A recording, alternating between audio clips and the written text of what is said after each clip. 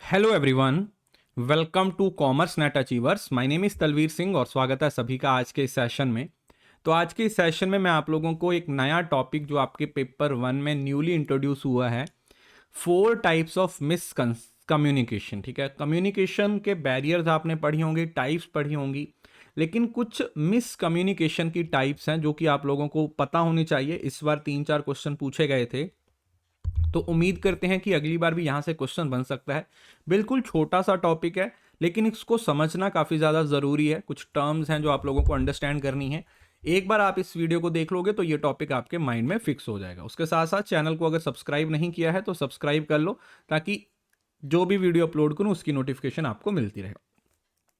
उसके साथ साथ आप लोगों को मुझे अनअकैडमी पे फॉलो कर लीजिए। अनअकैडमी पे आप लोगों को मेरे कंप्लीट पेपर 1 और पेपर 2 के कोर्स मिल जाएंगे। नेक्स्ट बैच के लिए भी हमारा अगस्त में क्लासेज हैं वो शुरू होने वाली हैं, तो बी श्योर कि अगर आप सब्सक्राइब करना चाहते हो तो आप सब्सक्राइब कर सकते हो, क्योंकि इस टाइम पे अनअकैडमी पे जो ऑफर चल रहा है उसमें आपको ऑलमोस्ट 49% तक का डिस्काउंट है वो मिलने वाला है। ठीक है, ये 31 जुलाई तक है, वो एक्सटेंड हो गया है। तो अब 31 जुलाई से पहले पहले अगर सब्सक्राइब कर लेते हो तो आप लोगों को काफ़ी सारा डिस्काउंट भी मिल जाएगा। उसके साथ साथ अगर आपने अभी तक टेलीग्राम चैनल को ज्वाइन नहीं किया है, कॉमर्स नेट अचीवर्स, इसको जरूर से ज्वाइन कर लीजिए। यहाँ पर आप लोगों को इस क्लास की पीडीएफ भी प्रोवाइड करवा दी जाएगी। अनअकैडमी पे आप प्लस और आइकॉनिक दोनों तरीके का सब्सक्रिप्शन ले सकते हो। रेफरल कोड आप लोगों ने याद रखना है, तलवीर एस यूज करना है।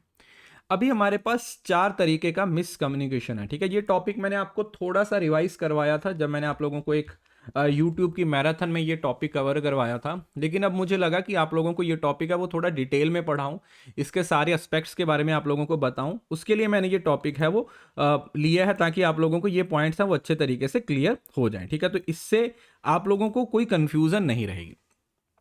तो सबसे पहले जो पर्सन होते हैं वो होते हैं प्लिकेटिंग। प्लिकेटिंग में वो वाले लोग होते हैं जो यस पर्सन होते हैं, मतलब जो किसी के साथ डिसएग्री नहीं करते।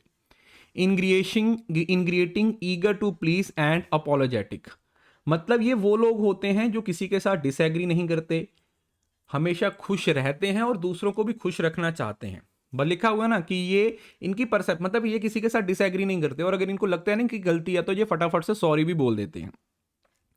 वट एवर यू वॉन्ट, मतलब आप उनके साथ बात करोगे तो वो ऐसा बोलेंगे कि भाई जैसा आपको सही लगे वैसा सही है, never mind about me, it's okay, मतलब मेरे को कोई फर्क ही नहीं पड़ रहा है। ठीक है, मतलब एक तरीके से गुलाम बना देते हैं ये अपने आप को। ठीक है, एक तरीके से सरेंडर कर देते हैं। They want to keep the peace at any price and the price they peace feeling of worthlessness. उस चक्कर में ये अपने आप की जो वर्थ होती है उसको क्या कर लेते हैं, खत्म कर लेते हैं, क्योंकि ना तो वो गुस्सा दिखाते हैं, कुछ भी नहीं दिखाते।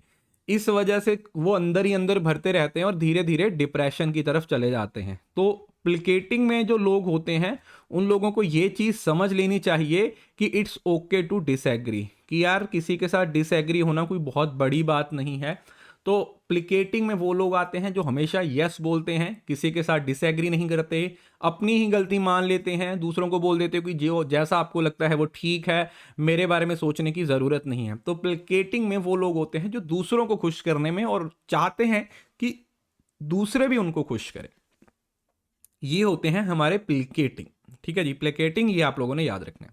अब इसके ऑपोजिट आता है ब्लेमिंग। अब नाम से ही पता चलता है, ब्लेमर वो होते हैं जो हमेशा दूसरों पे ब्लेम डालते हैं, जो हमेशा दूसरों को क्रिटिसाइज करते हैं। They say you never do anything right, तुम कभी कुछ सही नहीं करते हो। You are just like your mother, तुम अपनी मां जैसे हो।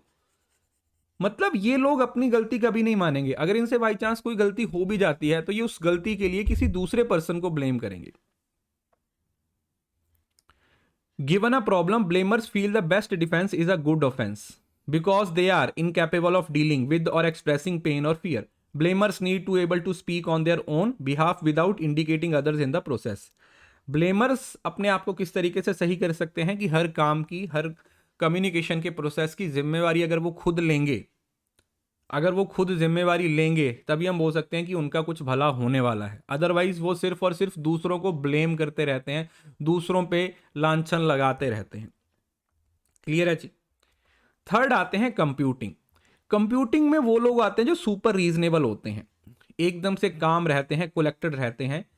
नेवर एडमिट मिस्टेक्स, मिस्टेक नहीं करते, the computer says like upset, I am not upset, why do you say I am upset, afraid of emotions, prefer facts और statistics. जैसे computer होता है ना, ये बिल्कुल कंप्यूटर्स की तरह होते हैं, ये किसी तरीके के इमोशंस नहीं दिखाते, ये सिर्फ फैक्ट्स, फिगर्स, इन सारी चीज़ों पे भरोसा करते हैं। ठीक है, जैसे कंप्यूटिंग मशीन होती है ना, तो उसकी कोई फीलिंग्स नहीं होती, ये लोग भी फीलिंग्स के बिना ही होते हैं। ये इनके दिमाग में भी बस ये है कि हाँ भाई क्या फैक्ट है, क्या इंफॉर्मेशन है, मुझे सिर्फ इंफॉर्मेशन तक मतलब है।